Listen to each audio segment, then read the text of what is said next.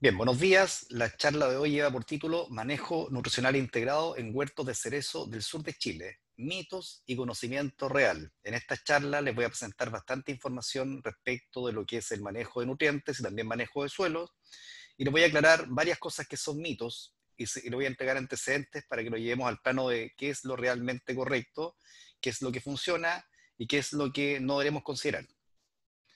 Bueno, en primer lugar, cuando hablamos de la fertilidad de suelo, la fertilidad en concepto general es la capacidad de hacer producir. Y esta capacidad de hacer producir se refleja básicamente por tres grandes componentes en el suelo. Los componentes químicos, que ustedes conocen como el clásico análisis de suelo; los componentes físicos, que está asociado a cuánto suelo puede ocupar una raíz y cuánto puede crecer en ese suelo y cuánto puede generar como expresión vegetativa y luego como producción; y también los componentes biológicos o microbiológicos del suelo, que son los responsables de trabajar el suelo constantemente, de reordenarlo, readecuarlo, de permitir que circule adecuadamente el oxígeno y el agua, que haya ciclos de vida dentro del suelo y que la raíz se acomode en este suelo, que interactúe con esta biomasa, ¿cierto? Para que se ajuste dentro del sistema suelo-planta y tenga un adecuado desempeño durante la vida útil del huerto.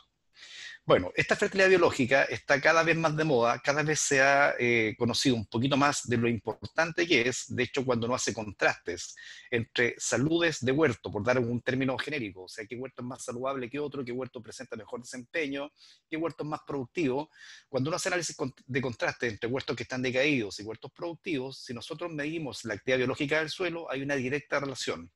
Es decir, huertos que presentan mucha actividad biológica a nivel del suelo son también huertos mucho más sanos y mucho más productivos. Cuando medimos esta fertilidad biológica, nos estamos refiriendo principalmente a la presencia de bacterias, de hongos, de actinomicetes y otros microorganismos del tipo mesofauna y también macrofauna como las lombrices.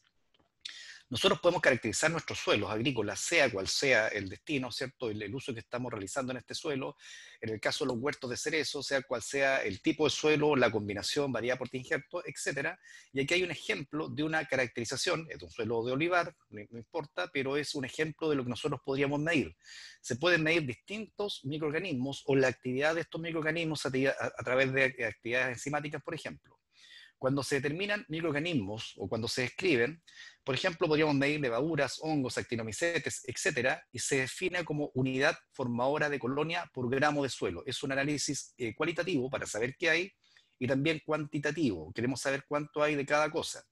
Entonces, lo importante no es compararse con algún número de referencia. Lo importante es realizar la medición en el tiempo cero, es decir, hoy, esta temporada, eh, tratar de detectar lo que está presente en nuestro suelo, cuánto hay de cada uno, y luego a través del tiempo vamos realizando el mismo análisis. Y lo que nosotros deberíamos observar es que si estamos realizando un manejo de nuestro huerto que sea adecuado a la actividad biológica, el numerito que está acompañando aquí al 10, el exponente, debería ir creciendo a través del tiempo.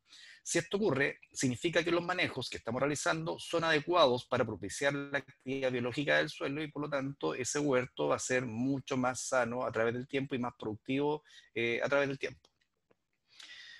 Otra herramienta que nosotros empleamos para ir aumentando la actividad biológica del suelo es la aplicación del té de compost. El té de compost se compone principalmente de microorganismos, no de nutrientes como se pensaba antiguamente. Eso era un mito. Uno pensaba, o el productor creía, que aplicando té de compost le estaba aplicando nitrógeno, fósforo u otros elementos, y estos nutrientes eran los responsables de la expresión vegetativa de la planta o de la mayor productividad.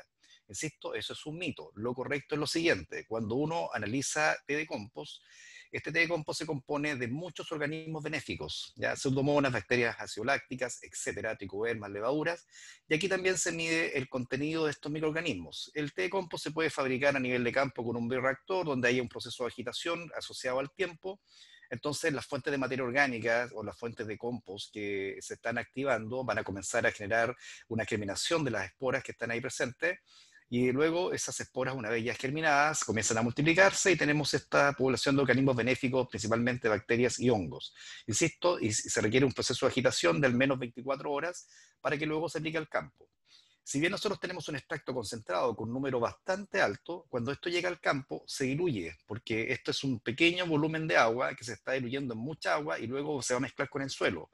Por lo tanto, la cantidad que aparece aquí bastante alta no tiene ninguna comparación con la caracterización anterior del suelo, dado que lo otro es una medida del contenido presente en el suelo en cualquier sitio. Cambio esto que está acá y que parece bastante alto, insisto, cuando llega al suelo está ocurriendo una dilución. Entonces, si pensamos que con una aplicación de TD Compost en la temporada estamos resolviendo el problema, eso es un mito, no es una realidad. Esto nos obliga a estar aplicando constantemente este TD Compost, es decir, con una frecuencia semanal o máximo quincenal, para estar también de esta forma repoblando la actividad biológica del suelo. Una de las limitaciones o de la fertilidad que nosotros tenemos que medir en nuestros huertos es la fertilidad física.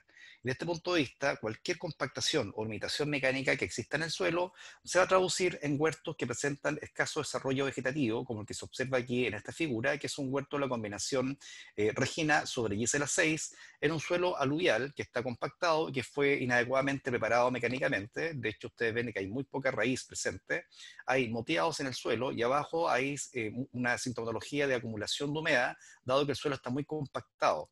De hecho, la densidad aparente es muy alta, esto está asociado a un bajo espacio poroso y a una baja tasa de crecimiento de raíces en el suelo. De hecho, la expresión vegetativa que ustedes están observando aquí es muy mala y los haces vasculares que se produjeron en la primera temporada de crecimiento son delgados y por lo tanto tienen menor capacidad de conducción de agua, con ello menor capacidad de producción de fotosintatos y va a ser un árbol que ha limitado su productividad a través del tiempo. Si nosotros tomamos un huerto en estas características y lo intentamos mejorar, todo lo que hagamos, si bien va a traer mejoras, nunca va a recuperar el potencial del huerto, porque cada vez que nosotros estamos plantando tenemos que hacerlo perfectamente bien, al menos los primeros 2 años de plantación. Tenemos que tratar de ganar vigor en las plantas para que sean plantas con alta capacidad conductora de agua y por ello con alta capacidad de producción de fotosintatos.